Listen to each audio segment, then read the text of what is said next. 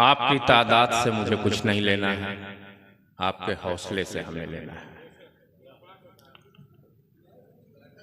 मनसबे सदारत से सरफराज, अदब नवाज, पैकरे अखलास, नज़र शनास, माहिर उलूम, बहरे फ़ुनून, इज़्ज़त माँ वाली जनाब डॉक्टर खालिद साहब आज़मी दिल्ली, मेहमान खुसूसी से तशरीफ़ फरमा हमारे वो तमाम मेहमान जो अभी आने वाले हैं, उनका भी मैं इस्तकबाल कर रहा हूँ।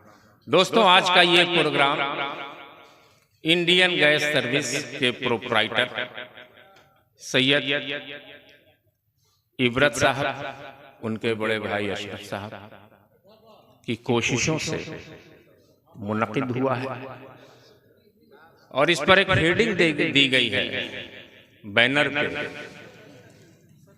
77वें गणतंत्र दिवस के मौके पर। दोस्तों, ये जो 26 जनवरी हम मनाते हैं, ये गणतंत्र दिवस के मौके पर मनाते हैं। उसी दिन हिंदुस्तान का संविधान लागू हुआ था।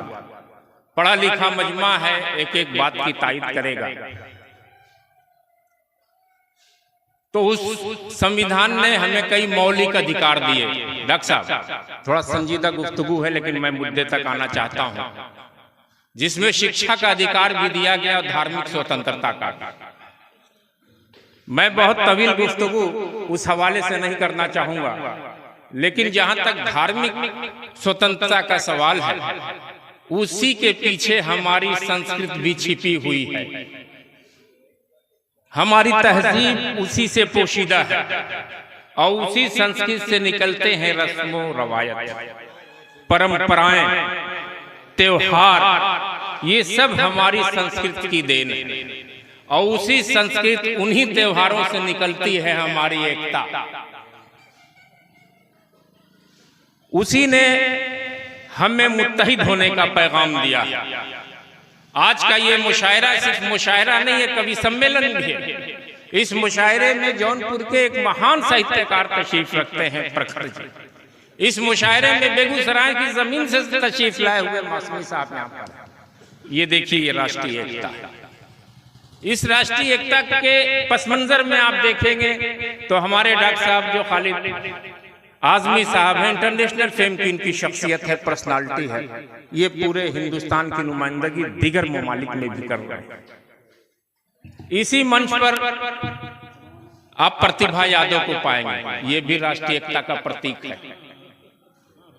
इसी मंच पर आप निजाम बनारसी को भी पाएंगे, इंटरनेशनल फेम का शायर, जो मेरे ख्याल से दुबई और नेपाल से आने के बाद पहली बार गाजीपुर में आया है। बादशाह राय ने जिस तरह से उसका स्वागत किया, जिस तरह से इस्तकबाल किया है, उसका वो मुस्तहक भी है, वो यहाँ पे तशरीफ रखता है। और उसी के साथ तशरीफ लाई रीना तिवारी, ये भी राष्ट्रीय एकता हमारी। तो हम सिर्फ मुशायरा नहीं करते हैं, हम कवि सम्मेलन भी करते हैं। हम सिर्फ शायरों को मदऊ नहीं करते हैं, बल्कि कवियों को भी आमंत्रित करते हैं। और ये काम हमारे बादशाह राही ने किया है, अशरफ साहब ने किया, इबरत साहब ने किया। ये जो हमारी तहजीब है, मिला जुला जो कल्चर है, इसी को हिंदुस्तानी तहजीब कहते हैं।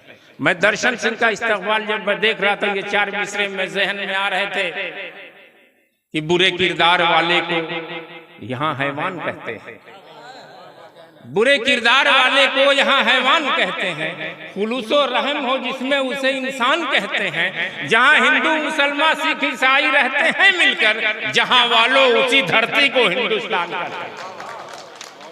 खालिद आज़मी साहब जब हमारे मुल्क की नुमाइंदगी दूसरे ममालिक में जाकर करते हैं, तो पत्रकार उनसे पूछते हैं कि खालिद साहब, हिंदुस्तान का क्या माहौल है, किस तरह की आबो हवा है। ये खालिद आज़मी साहब पढ़ा लिखा आदमी अपने हिसाब से गुफ्तगू करता है, कितनी खूबसूरती से बात को रखता है। ये होती है जिसकी सुबह भजन से अजान से, होती है जिसकी सुबह भजन से अजान से, रिश्ता हमारा है उसी हिंदुस्तान से। होती है जिसकी सुबह भजन से अजान से, रिश्ता हमारा है उसी हिंदुस्तान से। मजहब अलग, ख्याल अलग, बोलियां अलग, रहते हैं लोग फिर भी यहाँ इत्मीनान से।